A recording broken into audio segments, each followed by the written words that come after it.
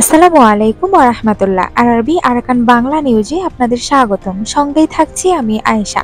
আজ 19শে ফেব্রুয়ারি 2025। রোহিঙ্গাদের $18 লাখ সহায়তা দিল জাপান। বাংলাদেশে আশ্রয় নেওয়া রোহিঙ্গা শরণার্থীদের জন্য জাপান 1.8 মিলিয়ন মার্কিন ডলার সহায়তা দেবে।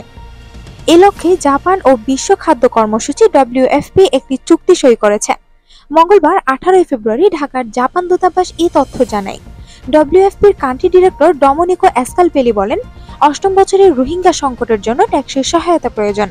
রোহিঙ্গা জনগণের সঙ্গে জাপানের অটল সহংসতির জন্য আমরা গভীরভাবে কৃতজ্ঞ, কারণ তারা আগুন থেকে শুরু করে ঘূর্ণিঝড়, বন্যা এবং শিবিরগুলোতে নিরাপত্তাহীনতা নিরলস চ্যালেঞ্জের মুখোমুখি হচ্ছে।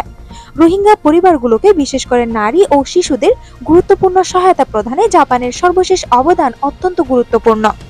ঢাকায় নিযুক্ত জাপানের রাষ্ট্রদূত সাইদা শিনিচি বলেন, জাপান সরকারের সহায়তা রোহিঙ্গাদের জীবনযাত্রার মান উন্নত করবে। WFPর মাধ্যমে বাস্তুচ্যুত রোহিঙ্গা জনগোষ্ঠীকে জীবন রক্ষাকারী খাদ্য, পুষ্টি এবং জীবিকা সহায়তায় $18 লাখ প্রদানের সিদ্ধান্ত নিতে পেরে আমরা আনন্দিত। আমরা আশা করি এই সহায়তা তীব্র খাদ্য ও অপুষ্টির সংকট দূর করতে এবং শিবিরে বসবাসকারী মানুষের জীবনযাত্রার মান উন্নত করতে সাহায্য করবে। রাষ্ট্রদূত বলেন, এই অবদান মানবিক সহায়তার প্রতি জাপানের অটল প্রতিশ্রুতি এবং ক্ষুধা ও অপুষ্টি মোকাবেলায় আমাদের নিষ্ঠার প্রতি জোর দেয়। রোহিঙ্গা সম্প্রদায়কে সহায়তা করার মাধ্যমে আমরা তাৎক্ষণিক দুর্ভোগ লাঘব এবং এই অঞ্চলে স্থিতিশীলতা ও শান্তি প্রতিষ্ঠার বৃহত্তর লক্ষ্যে অবদান রাখি। 2017 সালের আগস্টের পর থেকে এখন অবধি রোহিঙ্গা শরণার্থীদের জন্য WFP এবং জাতিসংঘের অন্যান্য সংস্থাগুলোর পাশাপাশি বাংলাদেশের এনজিওগুলোকে $230 মিলিয়ন মার্কিন ডলারের বেশি সহায়তা করেছে। রোহিঙ্গা ক্যাম্প পরিদর্শনে আসছেন জাতিসংঘের মহাসচিব ও UNHCR প্রধান। জাতিসংঘের উদ্যোগে রোহিঙ্গা প্রত্যাবাসন ত্বরান্বিত করতে চলতি ফেব্রুয়ারি মাস এবং আগামী মার্চ মাসে বিশ্বের বৃহত্তম শরণার্থী শিবির রোহিঙ্গা ক্যাম্প পরিদর্শনে কক্সবাজার আসছেন জাতিসংঘের মহাসচিব অ্যান্তনিও গুতেরেস। মায়ানমারে জাতিসংঘের বিশেষ দূত জুলি বিশপ এবং জাতিসংঘের শরণার্থী বিষয়ক হাই কমিশনের UNHCR প্রধান হাই কমিশনার ফিলিপ্পো গ্রান্ডি।